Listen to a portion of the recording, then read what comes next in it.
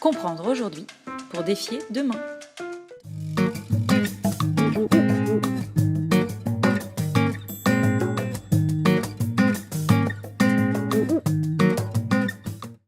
Il y avait encore hier un article d'un philosophe sociologue canadien qui analysait les progrès réalisés depuis 50 ans. Et j'ajoute toujours que notre génération n'a à rougir de rien. On a fait et transformé une société de manière extraordinaire. Oh, on n'est pas des saints laïcs, on n'est pas des infaillibles. Je dis souvent, la politique qu'on a le mieux réussi, c'est la politique de développement. Quand j'avais 20 ans, il n'y avait que des pays sous-développés. Quand j'en avais 45, c'était des pays en voie de développement. Aujourd'hui, ils sont émergents. Donc celle-là, on l'a très bien réussi. Et quant à la politique économique et sociale, jamais, jamais, jamais, jamais, il n'y a eu autant d'État-providence. Ce qui fait dire à certains commentateurs aujourd'hui, notamment Luc Ferry, que la crise n'est pas la crise du libéralisme, mais la crise de l'État-providence, qui n'a pas réussi ces 20 dernières années à s'adapter à la nouvelle société issue, non pas de problèmes politiques, mais des problèmes de révolution technologique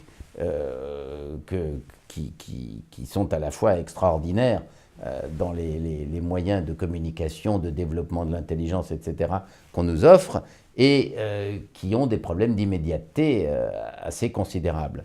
Et c'est cet état-providence qui devrait s'adapter. Donc tout cela pour dire que nous avons en 70 ans, la génération des baby-boomers fait de nos États, et en les mettant dans l'Union européenne, un espace le plus agréable à la surface de la planète et le plus agréable dans l'histoire de l'humanité.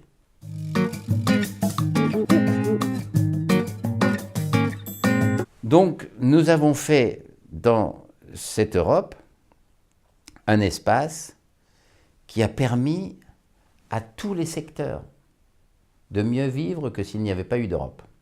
Et les Britanniques commencent à s'en rendre compte. On avait, pendant longtemps, tout le monde a débattu, je pense au débat que j'ai pu avoir avec Hubert Védrine, sur est-ce que c'est l'Europe qui a permis la paix ou la paix qui a permis l'Europe.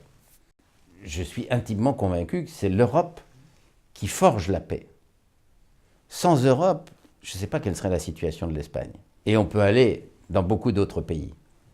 L'Europe a maintenu par un système de solidarité, il n'y en a jamais assez pour un certain nombre de gens, jamais assez, mais un espace de solidarité, un espace de bien vivre, et même il fait bon de vivre.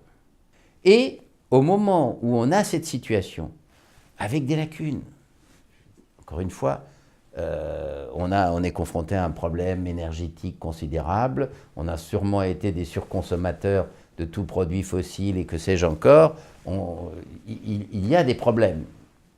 Il y a des problèmes indiscutables, mais cette situation-là, qui est la meilleure que l'humanité n'ait jamais connue, c'est à ce moment-là, et dont il est certain que c'est l'Europe qui a contribué à la permettre de manière importante, c'est à ce moment-là qu'apparaît un sentiment a-européen et, pour beaucoup, anti-européen. Et c'est un paradoxe qui est malheureusement fondé sur des incompréhensions et des mensonges flagrants. J'étais à Londres au mois de décembre et j'ai des Anglais qui me disent « Ah mais moi je suis pour le Brexit parce que j'en ai marre des dictates de l'Union européenne sur les migrants, les machins. » J'ai dit « Mais attendez, c'est quoi le diktat? Le Royaume-Uni n'a jamais été battu. Et il y a un traité qui est celui de Madame Thatcher, qui est le traité de l'acte unique, que par la grâce du grand trio Mitterrand-Kohl-Delors, on a réussi à mettre sur pied très vite. Et c'est Chirac qui a signé en 1986. Et ce traité, il impose les 4 libertés. Alors vous aimez la libre circulation des biens, vous aimez celle des capitaux, les services, vous aimez beaucoup quand ça va de Londres vers chez nous, et la libre circulation des personnes, vous n'en voulez pas. Ah, et ça, c'est pas possible. C'est le traité de Madame Thatcher. Vous l'avez voulu, vous l'avez adopté, vous l'avez ratifié. Et la Commission n'est que gardienne des traités. Elle doit donc appliquer ce que vous avez voulu. Aujourd'hui, vous n'en voulez plus. Alors, il ne faut pas dire c'est le diktat de Bruxelles. Il faut dire qu'il faut changer le traité. Mais ça, vous savez très bien qu'on n'y arrivera pas. De même que pour les Français parlent tout le temps, il y a 100 journalistes tous les jours, du diktat de Bruxelles pour les 3%. Puisque chez nous, on rase gratis, on peut... Le déficit, c'est pas grave. Et je leur dis, mais attendez, il n'y a pas de diktat de Bruxelles.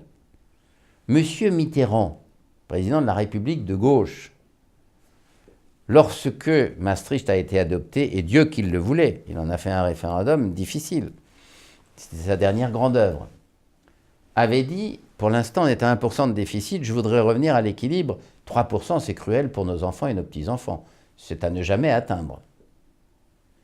C'est pas la Commission, ni M. Pierre Moscovici, ni M. Juncker, ni qui que ce soit, qui fait un diktat. Il est gardien du traité en tant que commissaire.